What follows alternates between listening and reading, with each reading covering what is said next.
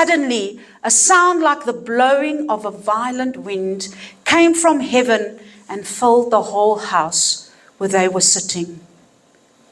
The wind was no ordinary breeze. It was the breath of God.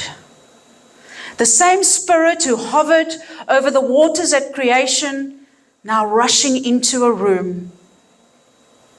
Wind is invisible, but yet irresistible.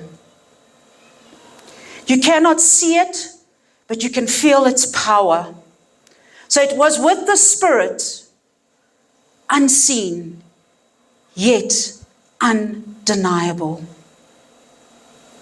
And then the fire came.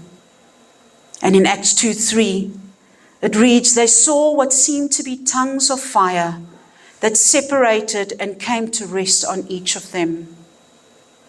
Now, fire throughout the scriptures symbolized God's presence. He appeared to Moses in the burning bush. He led Israel by a pillar of fire. He consumed Elijah's sacrifice on Mount Carmel. Now that same holy fire rested on an altar, is not resting on an altar.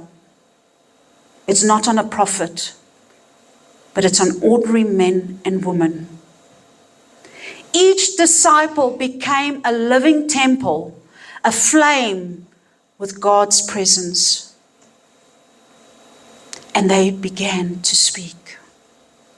In Acts 2:4, we read, all of them were filled with the Holy Spirit and began to speak in other tongues as the Spirit enabled them.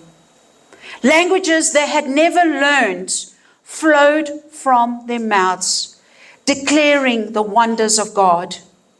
The Spirit was reversing Babel, where humanity's pride and divided languages, now God's Spirit united them in praise.